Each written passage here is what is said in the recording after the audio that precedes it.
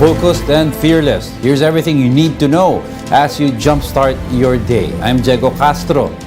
Despite inclement weather, authorities continue their search for the Cessna plane that went missing in Camalig, Albay over the weekend.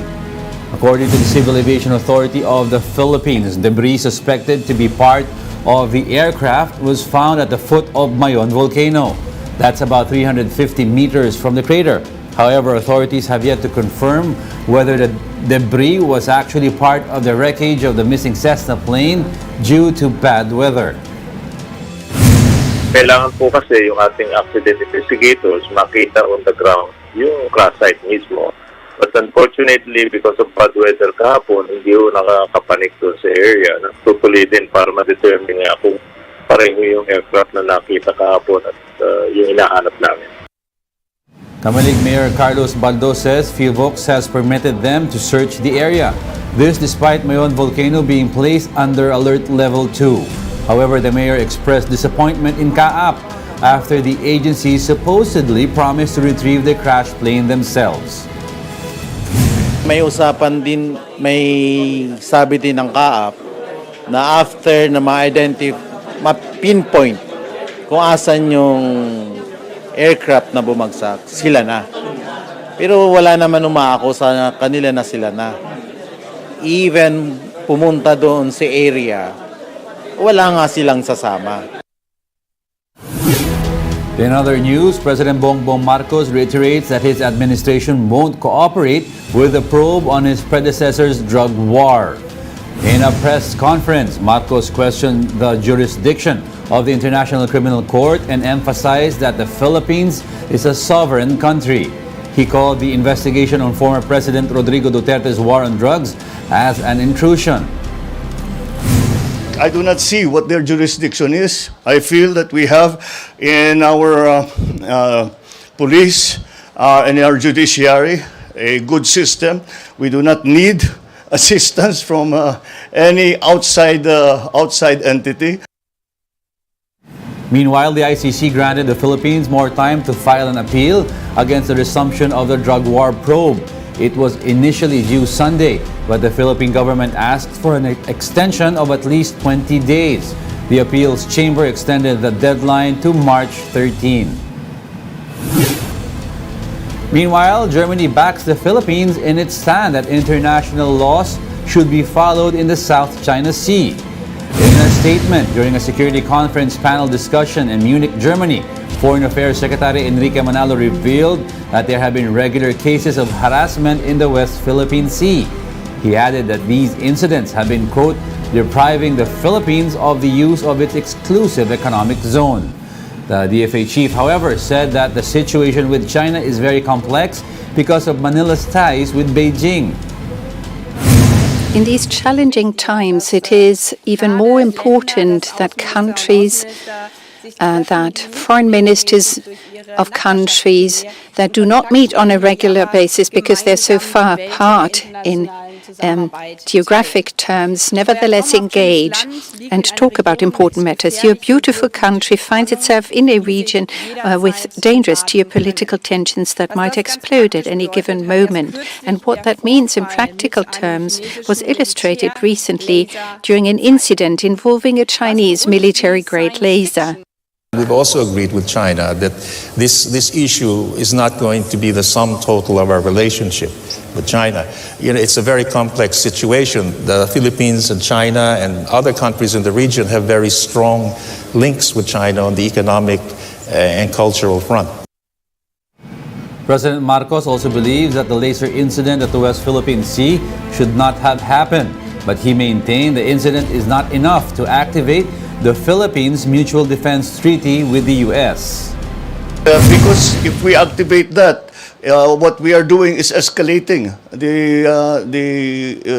intensifying the tensions in the area. And I think that would be counterproductive. Besides, despite the fact that it was a military-grade laser that was pointed at our Coast Guard, I do not think that it is sufficient for it to trigger the mutual defense treaties. A House of Representatives panel approved on Monday a proposal calling for a constitutional convention to change the 1987 Constitution. The measure aims to ease the Constitution's restrictive economic provisions. Voting 16-3, the House Committee on Constitutional Amendments approves the still unnumbered resolution consolidating different proposals in favor of a constitutional convention. The resolution notes the urgency of rewriting economic provisions in the Charter to make the Philippines globally competitive and more open to foreign investments. We'll be back with more stories after the break. Keep it here in One News.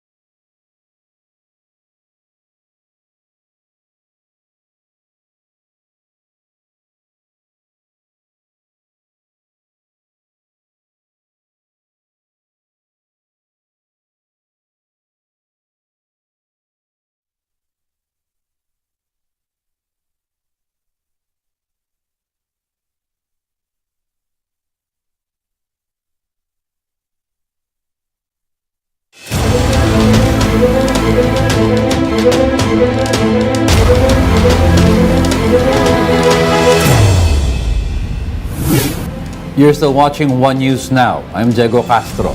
Special investigation task groups have been formed to look into a series of ambushes that claimed the life of a vice mayor in Cagayan and almost killed the governor of Lanao del Sur, Mon Gualvez, with a report.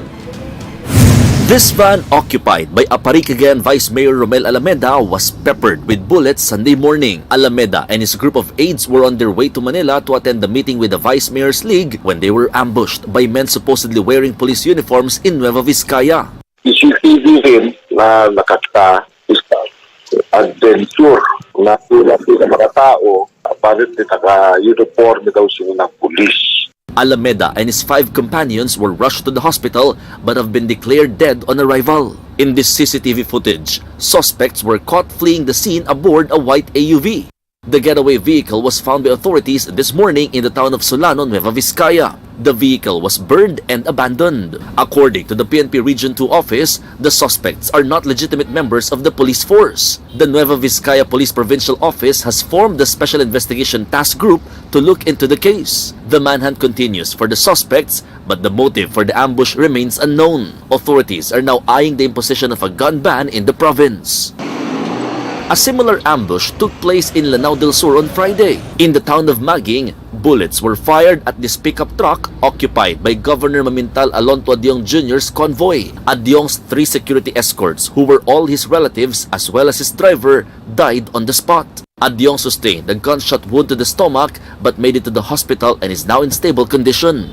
Authorities believe around 7 to 10 suspects carefully planned and executed the ambush, which took place some 1.7 kilometers from the nearest checkpoint within the MILF camp. The MILF says an ambush in that area is difficult to hear.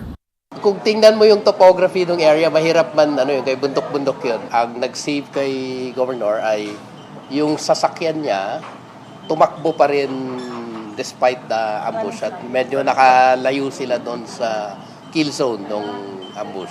The police are now looking into several groups or persons of interest. Other possible suspects are members of supposed lawless or terrorist groups in the provinces. A special investigation task group has also been formed to probe the matter. And because of the ambush, a gun ban will be declared in Lanao del Sur, Maguindanao, and 63 barangays in North Cotabato. For News 5, Mon Gualvez, we are One News.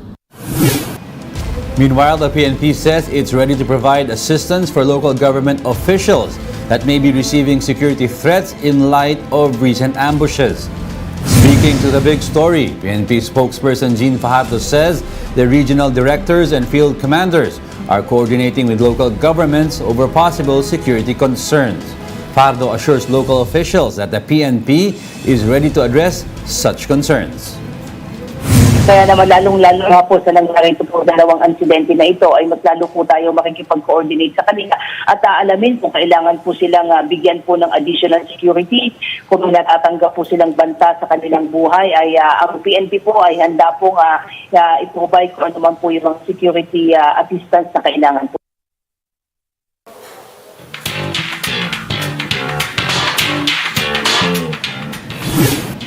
Hundreds of fans danced and sang at the top of their lungs during the back-to-back concerts of British band The Vamps and American singer-songwriter Conan Gray at the Mall of Asia Arena. After 5 years, The Vamps returned to the Philippines over the weekend as part of their world tour. The band performed for 2 hours for an audience that gladly sang along to some of their hits, such as Oh Cecilia, Last Night, Can We Dance, and Somebody to You.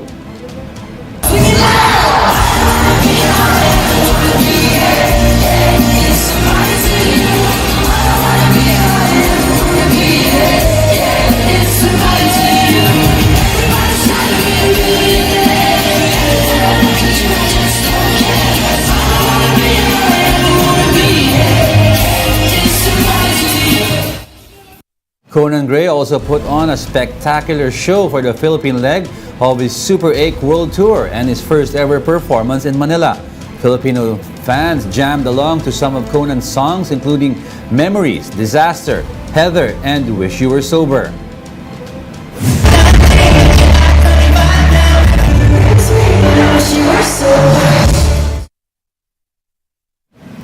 And that's it for this hour. Join us again at 7:45 a.m. as we continue to monitor the day's biggest stories. You can also catch One News on Signal Play.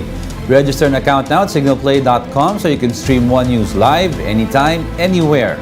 I'm Diego Castro. We are One News. All sides, all the time.